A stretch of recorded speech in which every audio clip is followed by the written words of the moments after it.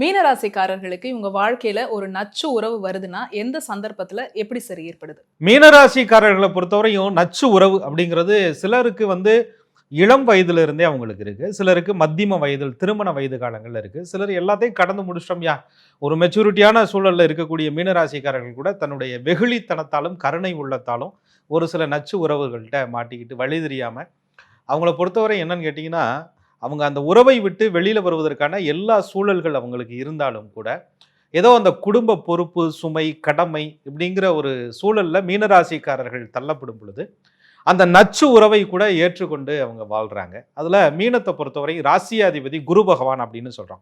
இந்த ராசிக்காரர்களுக்கு இரக்க சுபாவம் அதிகம் உண்டு, அதிகமா கொடுக்கக்கூடிய மனபாவகம் உண்டு. தனுசு குருவிற்கும் மீன குருவிற்கும் என்ன வித்தியாசம் இருக்கு அப்படின்னா, தனுசு குரு கோபம் வந்தாலும் இது உணர்ச்சிகள் இருந்தாலும் வெளிப்படுத்துவாங்க.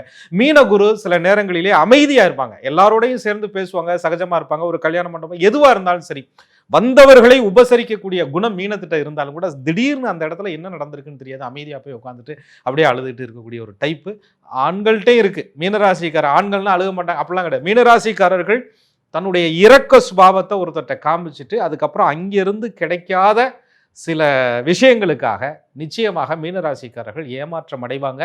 பொதுவாக சொல்வது உண்டு, அதிகமாக இறக்கப்படுறவங்க அதிகமாக அன்பை கொடுக்குறவங்க ஆபத்துல தான் போய் நிற்பாங்க. அந்த வகையில மீனராசிக்காரர்கள் அதிகமாக இறக்கப்பட்டு ஆபத்துல சிக்கக்கூடிய ஒரு ராசி.